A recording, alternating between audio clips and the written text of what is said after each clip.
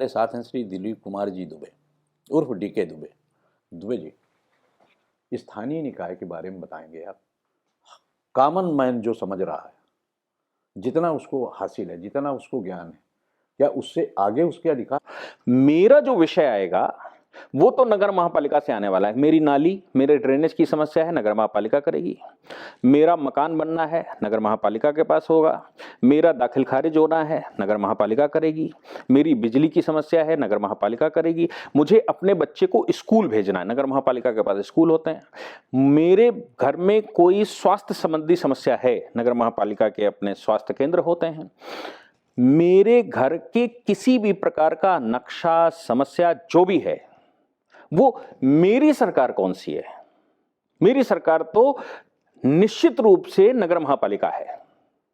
और मजे की बात यह है कि हमारे यहां लोकल बॉडीज भी इंडिपेंडेंट बॉडी हैं, मतलब ऑटोनॉमस बॉडी हैं। संविधान के आर्टिकल 12 और आर्टिकल 13 में जो राज्य की परिभाषा है, उस परिभाषा में लोकल बॉडीज अलग से हैं। वो कहता है राज्य का मतलब क्या? राज्य का मतलब केंद्र सरकार, पार्लियामेंट, राज्य सरकार, राज्य की विधानसभा, और फिर वो कहता है लोकल बॉडीज। इसका मतलब ये हो गया कि लोकल बॉडी जो आपकी बनी हुई है वो स्वायत्त बॉडी है, और सामान्य आदमी, आम आदमी का जो सबसे ज्यादा वास्ता किसी से पड़ने वाला है वो लोकल बॉडी से पड़ने वाला है। मेरी सरकार, सामान्य आदमी की सरकार तो लोकल बॉडी है। इसलिए लोकल बॉडी को यह समझना होगा कि उसका रोल क्या है, और लोकल बॉडी से ज्यादा सामान्य जनों को यह समझना होगा कि मेरी सरकार कौन है। मुझे मेरी लोकल बॉडीज में जो अधिकार कर्तव्य हैं मेरे, या जो मेरे काम हैं, उन विषयों की जानकारी मुझे ज्यादा हो। इसके लिए आपको एजुकेशनल प्लान चलाने पड़ेंगे, अवेयरनेस लानी पड़ेगी। और खासतौर से जब लोकल बॉडीज की सरकार बनती है तो उस सरकार बनाने में भी आम आदमी को यह ध्यान देना पड़ेगा क्योंकि मेरी सरकार यही है। इसलिए हमें लगता है कि लोकल बॉडीज का बहुत महत्वपूर्ण योगदान है कि 1947 में स्वतंत्रता के बाद या स्वतंत्रता के समय, जिस समय भारत का विभाजन हुआ, पाकिस्तान बना था, बांग्लादेश बना था, उस समय से ही आपको जागरूकता अभियान चलाने चाहिए और प्रत्येक व्यक्ति को यह जानना चाहिए कि मेरे अधिकार कर्तव्य क्या है। आप कानपुर में रहते हैं, कानपुर ने पाकिस्तान बनाया। वो कैसे भाई? अभियान कहां से चले? लखनऊ से, अवध से, कानपुर से, अलीगढ़ से। ये मेन केंद्र हुआ करते थे उस समय, दिल्ली, आगरा। और जब पाकिस्तान बना तो वहां लोग गए कहां से भाई? वो तो यहीं से गए। यहां पर मेन केंद्र थे। कानपुर में आज भी वो ISIS के लोग यहां पाए जाते हैं। आप देख लिए, PFI के लोग यहां पाए जाते हैं। अगर देश में कहीं अभियान चल रहा है और 100 लोग पकड़े गए, तो ऐसा होता कभी नहीं देखा मैंने कि 10 लोग कानपुर के ना हो या अलीगढ़ के ना हो। तो ये अभियान तो आपको 1947 से चलाने थे। केवल वही नहीं, बाकी जितने हैं। अब जैसे मैं आपको एक उदाहरण देता हूं। कानपुर ने पाकिस्तान बना दिया, लोग पाकिस्तान चले गए। अब वो स्ट्रैटेजी खेल कर गए। क्या खेल कर गए कि 10,38,000 किलोमीटर का पाकिस्तान भी ले लिया, और कानपुर, अलीगढ़ जैसे स्थानों पर, कानपुर, अलीगढ़, अवध, जिनकी बात मैं कर रहा हूं, आगरा, इन स्थानों पर 10 भाइयों में से 8 भाई चले गए, 2 भाई यहां छोड़ गए या 1 भाई यहां छोड़ गए। और जो प्रॉपर्टी थी, वो प्रॉपर्टी तो सरकार की हो जानी चाहिए थी, या जो वहां से माइग्रेंट आए उनकी हो जानी चाहिए थी। वो प्रॉपर्टी उनको मिलने की बजाय उस पर वो वक्फ बनाकर छोड़ गए, वक्फ अल औलाद बनाकर छोड़ गए। आज वो क्लेम कर रहे हैं। तो किसकी जिम्मेदारी थी कि वो रिकॉर्ड मेंटेन करे? किसके पास ये रिकॉर्ड था? Local body. ये लोकल बॉडी का काम है ना। लोकल बॉडी घर घर घुस रहा था, बाथरूम कितने, लेटरिन कितने, रास्ता कहां से निकला है, दरवाजा कहां से निकला है, आपने इधर ये कॉरिडोर कैसे बना लिया, आपने छज्जा, तो छज्जा आप तुड़वा रहे हो, ठीक है, आपका काम है। लेकिन सत्य ये है कि 100% रिकॉर्ड लोकल बॉडी के पास है कि हमारे कितने मंदिर हैं। आज वो चमनगंज, बेगनगंज आपके यहाँ मंदिर ढूंढे जा रहे हैं। ये तो 47 में ही ढूंढे जाने थे कि ये मंदिर जो बने हुए हैं, इन मंदिरों का संरक्षण सरकार करे, क्योंकि वो क्षेत्र खाली हो गए।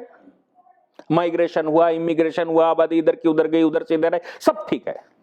लेकिन आज आप जिस प्रकार से शत्रु संपत्ति ढूंढ रहे हैं, वो शत्रु संपत्ति कहां है? वो संपत्तियां कहां गई जो जो जो पाकिस्तान चले गए? वो तो आज भी यहीं पर है ना। और वो संपत्तियां आज भी कब्जे में हैं। कौन बताएगा?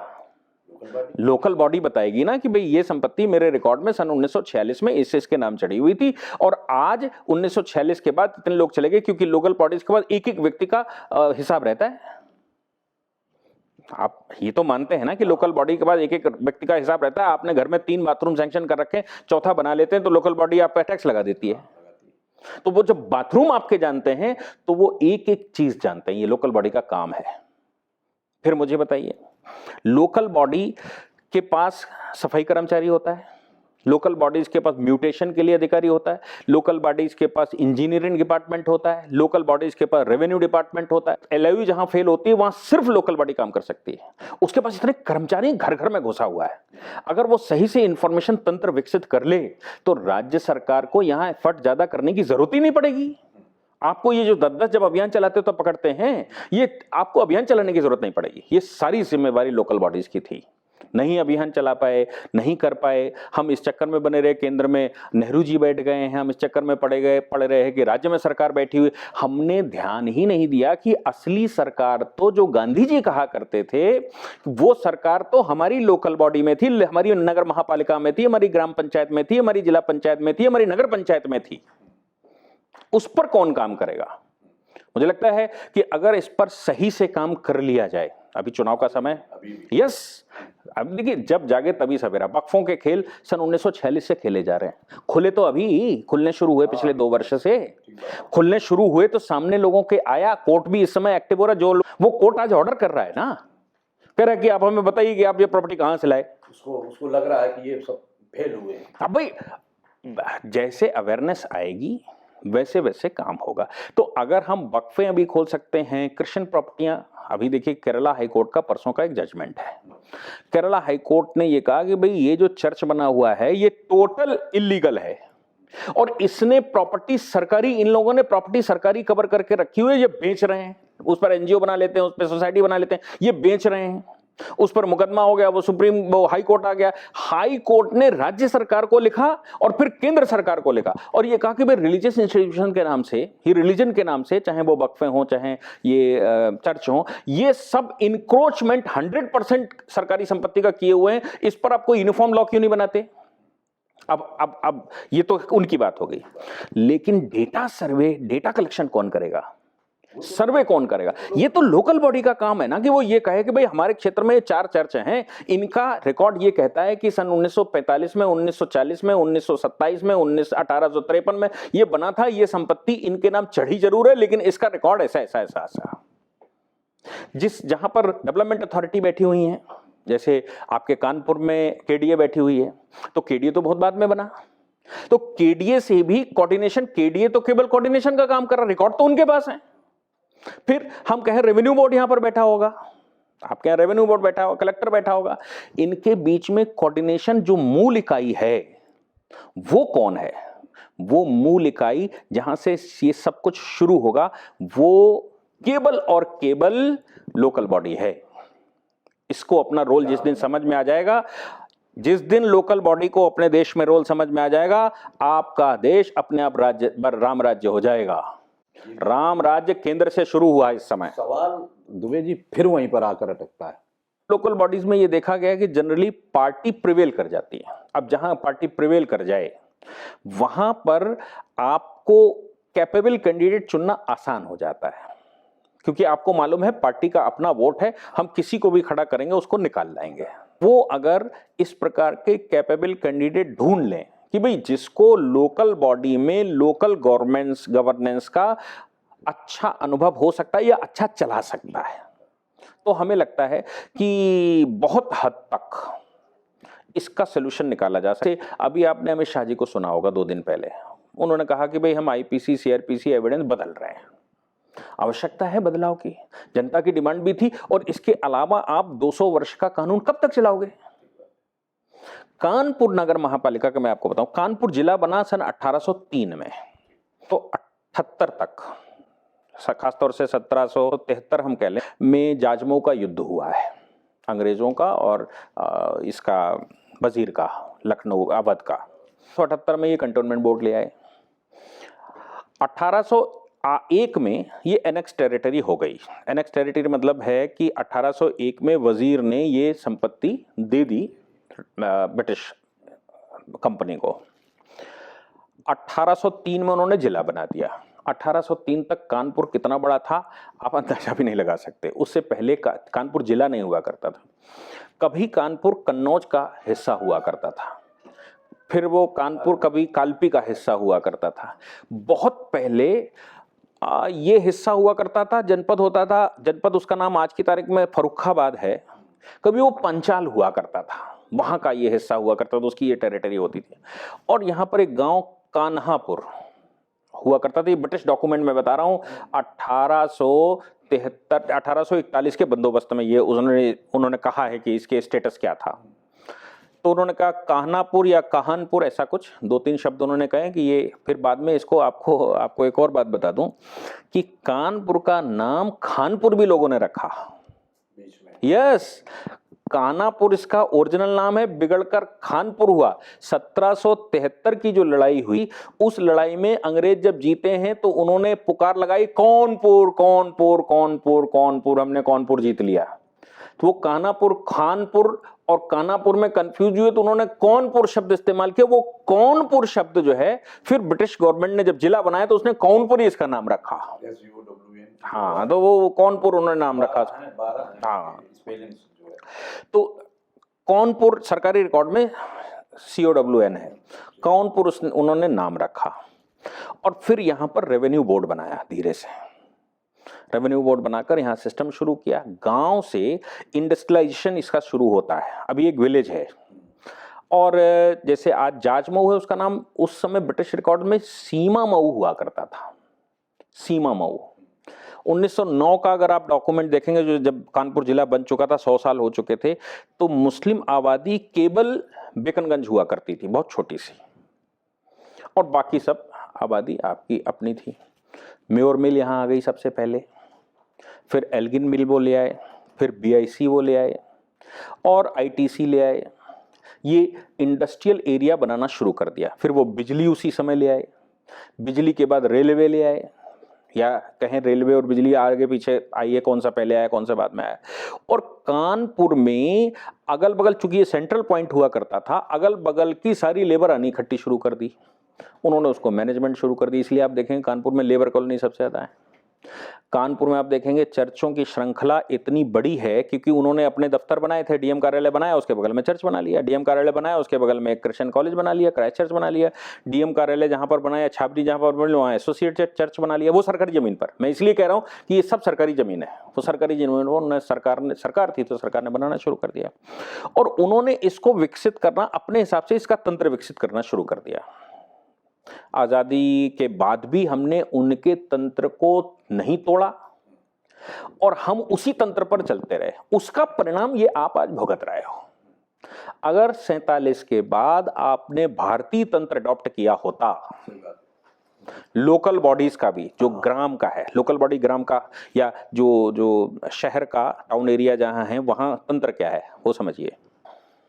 लकड़ी का काम करने वाला जन्म से उसकी जॉब गारंटी है। लोहे के काम करने वाले की जन्म से गारंटी है। सुनार के घर में काम करने वाले को जन्म से गारंटी है। प्लेसमेंट जॉब का कोई चक्कर ही नहीं है। जिसने जहां जन्म लिया है उसका उस पर डोमेन है, उसका विशेषाधिकार है, वो काम कर रहा है, और रेवेन्यू सरकार ले रही है। सरकार उस तंत्र को, जो पुराना तंत्र है, उस तंत्र को ब्रेक किया है अंग्रेजों ने। उन्होंने कहा इस तंत्र को अगर ब्रेक ना किया तो यहां हम शासन नहीं कर सकते, क्योंकि यहां शासन की आवश्यकता ही नहीं है। भारत के हमारे पूर्वजों ने तंत्र इतना अच्छा विकसित करके रखा था कि हमें तो केवल सिक्योरिटी पर काम करना था। आप 1860 से पहले भारत में पुलिस नहीं है। 1860 में पुलिस इकट्ठी करनी शुरू करी। 1858 में सबसे पहले इंडियन पिनल कोड बनाया, जब एजुकेशन पॉलिसी मैकाले ले आया 1834 की। उससे पहले यहां पुलिस तंत्र ही नहीं, क्योंकि हमारा झगड़े का मतलब ही नहीं। हम सब प्लेसमेंट करते हैं, सबके जॉब हैं, सब नौकरी कर रहे हैं, सब काम कर रहे हैं और रेवेन्यू जनरेट कर रहे हैं। हमारा प्रोडक्ट बना तो बिकने के लिए भी तैयार है कि कौन खरीदेगा। हमारे गांव में ही हमारा परचेजर भी है, और हमारे सुख दुख में अगर कमी पड़ती है तो गांव में वो व्यवस्था भी करता है। हमारे मोहल्ले में वो सारी चीजें जितनी होनी चाहिए आज भी है। हिंदुस्तान में तो आज भी अगर आप रूरल एरिया में चले जाएंगे तो सब कुछ है। और यहाँ अभी आप एक सभासद के क्षेत्र में चले जाएंगे तो आपको इस प्रकार के एक सभासद के क्षेत्र में सब कुछ मिलेगा। वो तंत्र विकसित करें, सिक्योरिटी का इंतजाम करें, जो लोकल बॉडीज के काम हैं वो काम करें। मुझे लगता है कि हमारे देश को परम वैभव में ले जाने में सबसे बड़ा योगदान अगर किसी का हो सकता है तो वो लोकल बॉडीज का। मेरा मानना ये है कि किसी भी लोकल बॉडी का जो जुरिडिक्शन लगता है उसका एक मॉडल अलग होता है, और इसका सर्वे और इसका प्लान अगर कोई बना सकता है तो वो लोकल बॉडी बना सकती है, राज्य सरकार सहायक हो सकती है। जैसे कानपुर में बीआईसी बंद पड़ी है, कानपुर में आईटीसी बंद पड़ी है, कानपुर में बहुत सारी मिलें बंद पड़ी हैं, नुजूल की ज़मीनें हैं। अधिग्रहण के बाद जब इंदिरा गांधी ने नेशनलाइजेशन कर दिया उसके बाद वो मिलें और ज़मीनें सब खाली पड़ी हैं। कम्युनिस्टों ने वो खेल खेला कानपुर को बर्बाद करने में, उन्होंने कोई कसर नहीं छोड़ी। मतलब जितना कर सकते थे उतना कानपुर को बर्बाद कर दिया, विथ प्लान किया। हमें लगता है उन पर अगर हम सही से काम कर लें, वर्कआउट कर लें, तो लोकल बॉडी प्लान बना सकती है। जैसे गंगा सफाई का पीछे मुझे याद है कि कानपुर की लोकल बॉडी ने कहा था कि भाई गंगा की सफाई का इतना किलोमीटर इतने में हो जाएगा। वो पता नहीं कहाँ है प्लान, वो ज़मीन पर तो नहीं आ पाया, ये सामने नहीं आ पाया। लेकिन वैसे प्लानिंग आपके पास आईआईटी है, आपके पास मेडिकल कॉलेज है, आपके पास एग्रीकल्चर कॉलेज है, आपके पास हरकोट बटलर है। आप कानपुर शहर में हमें लगता है इंफ्रास्ट्रक्चर के लिए या प्लानिंग के लिए जितनी संस्थाएं हो सकती हैं वो सब हैं। एक सुभाषित है, मैं अक्सर उसको दोहराता हूं। शुक्र नीति में शुक्राचार्य शुक्र नीति प्रशासन को लेकर और महाभारत का शांति पर्व प्रशासन को लेकर बड़ा अच्छा बात करता है। वो कहता है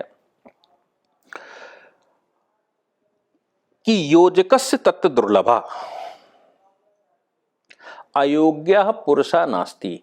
कोई भी व्यक्ति अयोग्य नहीं है। अमंत्रम अक्षरम नास्ति, कोई भी अक्षर ऐसा नहीं जिससे मंत्र न बन सका। नास्ति मूल मनौषधम, ऐसी कोई जड़ नहीं है जिसकी औषधि न बन सके। और ऐसा कोई व्यक्ति नहीं है जो बेकार हो। केवल योजना करने वाले की आवश्यकता होती है। और जो मेयर का इतना बड़ा रोल है कि वो योजना का मुख्य मूल है। नगर महापालिका वो राज्य सरकार को प्रपोज कर सकती है, वो राज्य सरकार के साथ कंधे से कंधा मिलाकर काम कर सकती है। उसको वो दृष्टि चाहिए, योजकस्य तत् दुर्लभा, ऐसा योजनाकार आपको आवश्यकता पड़ती है। मुझे लगता है कि कानपुर जैसे शहर को तो बहुत अच्छे से विकसित किया जा सकता है और इसमें बहुत पोटेंशियल है। आज भी कानपुर, पहले कानपुर रेवेन्यू कलेक्शन में नंबर 1 हुआ करता था, अभी दूसरे नंबर पर है। और इंडस्ट्रियलाइजेशन के मामले में पूरे देश में हम कहते हैं कानपुर इंडस्ट्रियलाइज एरिया है, लेकिन हकीकत ये भी है कि कानपुर अब सेल्स का पॉइंट बन चुका है। इंडस्ट्री तो कम्युनिस्ट खा गए, उनको पुनर्जीवित करने के लिए प्लानिंग और फ्री में मिल सकती है। आप आईआईटी से ले सकते हैं, तमाम एमबीए के कॉलेज हैं, उनसे कह सकते हैं प्लान बनाओ कानपुर में क्या क्या इस इलाके में विकास हो सकता है। आप एचबीटीआई से कह सकते हैं कि बताओ भाई क्या क्या हो सकता है। तमाम तरह के इंस्टीट्यूशंस हैं जिनको बिठाकर अगर आप कोऑर्डिनेट करना शुरू करें तो कानपुर का एक खूबसूरत प्लानिंग बनाकर राज्य को दीजिए। इस समय राज्य सरकार डेवलपमेंट करने के लिए परेशान है। आप रोड इंफ्रास्ट्रक्चर को लेकर देखिए, नितिन गडकरी जी रोज बयान दे रहे हैं, आप हमारे पास लाओ, हम बनाएंगे। आप लाओ तो सही है। राज्य सरकार कह रही है प्लानिंग बताओ। अब राज्य सरकार ने तय किया है 19 देशों के 21 जिलों में प्रदर्शन करेंगे। महाराज जी ने तय किया है कुछ दिन में हमारे यहाँ की टीम जाने वाली है 19 बड़े देशों में। तो भैया इस प्लानिंग को 4 चांद लगा सकता है नगर महापालिका। कानपुर नहीं, मैं सभी की बात कर रहा हूं। कानपुर तो चूंकि आप कानपुर के हैं इसलिए है कि कानपुर अपने दिमाग में बार बार आ जाता है, लेकिन ये एक मूल योजना हो सकती है। और ये विकास का मॉडल जब आप खड़ा करेंगे तो आप सोचिए कि ऑटोनॉमस बॉडी है और इसने विकास का मॉडल अगर खड़ा किया और पूरा देश इसको अडॉप्ट कर ले तो राज्य वो करेगा जो उसको करना चाहिए। राज्य आज वो भी कर रहा है जो नगर महापालिका को करना चाहिए। केंद्र वो करे जो उसको करना चाहिए। केंद्र आज वो भी कर रहा है जो राज्यों को करना चाहिए। तो अगर सब अपना अपना रोल तीनों समझ लें और तीनों में कोऑर्डिनेशन अच्छा सा बैठ जाए तो केवल एक कानपुर प्रांत क्यों, पूरे देश में आप विकास की बयार ला सकते हैं और परम वैभव पर ले जाकर खड़ा कर सकते हैं। अपना कीमती समय हमको दिया, उसके लिए आपको बहुत बहुत धन्यवाद।